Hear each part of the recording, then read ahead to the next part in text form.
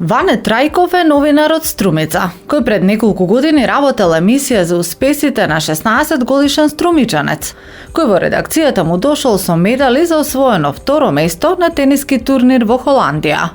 Новинарот со задоволство го представил успехот на македонската тениска звезда. И тој дојде со пехар, со медаља и на пехарот на холандиски напишено дека освојува второ место, при што побарав и видеоматеријал за да не биде вака сув разговор и ми достави, како не се сеќавам, еден видеоматеријал на USB како тренира, као наводно од надпреварот нема, но во истата сала се одржувале и тие турнири, со оглед дека е млад, односно јуниорски или кадетски турнир, колку што се сеќавам. Му поверував и навистина направивме едно интервју без буквално да се сомневам дека нешто Гранчаров може да ме наседне и се сеќавам потоа на Facebook ни почна комуникацијата, побара најава дека ќе учествувал на турнир во Шарм ел Шејх во Египет и буквално јас го најавив тој прилог, односно најава дека ќе учествува на еден турнир и ми пушти дури една креирана веб страна дека пишува неговото име, кои му се можните противници. Демек, еве на која страна можеш да ги следиш овие резултати. И како што дојде турнирот, односно се сеќавам убаво дека почна турнирот, дата не, значи на конкретен термин, и јас барам информација што направил во првото коло турнирот во Шарм ел Шејх, за да ми каже дека победил, барем колку што се сеќавам, и се пласирал во второто коло. И нели напишуваме ние информација се до тоа, бидејќи Струмица е спортски град, млади таленти. И во второто, јас меѓувреме преку ИТФ почнам да буричкам, да дознавам, и мене чудно ми беше на овој турнир во Шарм ел Шејх го нема името на Дарко Гранчаров ни во категоријата до 16 години, ни во категоријата до 17 или 15, сега не се сеќавам кога беше, буквално го немаше во тие категории и мене ми стана чудно.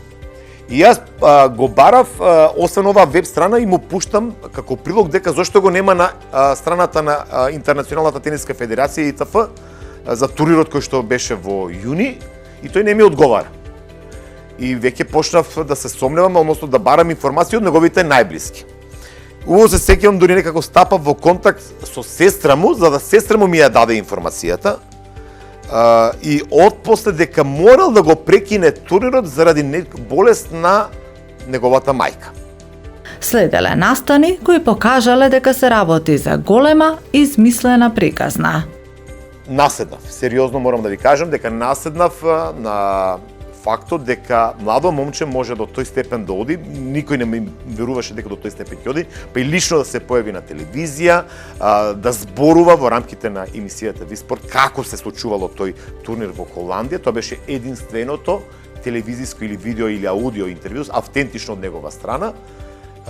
Тоа беше и доволен податок дека јас му поверував, бидејќи беше во ова студио на ТВ-каналот ВИС и зборуваше за успехот во Холандија.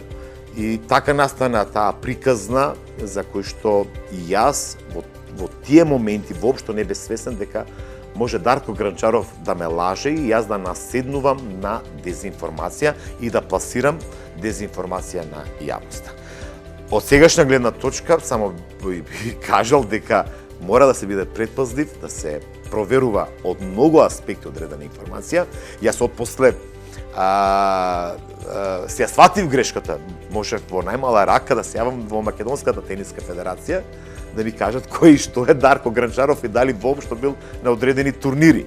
Но самиот факт дека сам доаѓа во студиото со пехар, дека освоил второ место на турнир во Холандија, кој не би поверувал, а станува збор за младо момче до 16, 15, 16 години тука некаде, и ти како новинар сакаш секако да му помогнеш да напредува во својата кариера.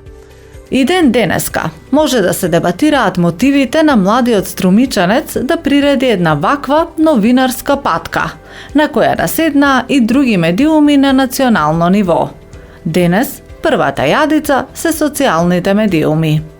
Нормално дека во ера на социјални мрежи каде што пристигнуваат сите речиси, сите информации од таму, од Facebook, од Instagram, е дека сме затрупани со лажни информации. Меѓутоа, ние новинарите треба да внимаваме особено со овие социјални мрежи, бидејќи се случува дека голем дел од тие информации всушност се и неточни.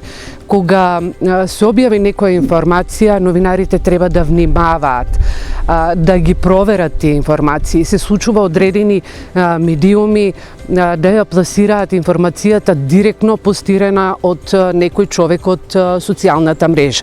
Тоа не треба да се случува, барем до сега јас не сум си дозволила, бидејќи девизата на мојата редакција е брзо, точно и проверено. Во такви случаеви секогаш се обраќаме до институциите. Без институции, без цитати на институции, ние не објавуваме во нашата редакција. Новинарката од Државната агенција МИА особено мора да внимава на проверката на информациите, иако се случуваат и ненамерни грешки. Се случува сепак при брзање во опишување на текст да се сгреши и нечие име и презиме. Потребна е проверка на текстовите, особено новинарот, бидејќи ја сноси таа одговорност кон својот соговорник. На мене ми се има случајно минатата година, еве да бидам втора кума на еден познат штипски планинар. Му се извинив, меѓутоа текстот отиде 5 минути во етер, се коригираше, меѓутоа признавам дека еве тоа е моја грешка и сум придонела јавноста да ја дезинформирам дека штипскиот планинар се вика и тој си има друго име. Во време на вештачка интелигенција, кога не се знае што е продукт на човекот, а што на софтверот, треба крајно предпазливо да им се пристапува на содржините со кои секојдневно се среќаваме. Живееме во свет во кој сите војни почнуваат како сајбер војни.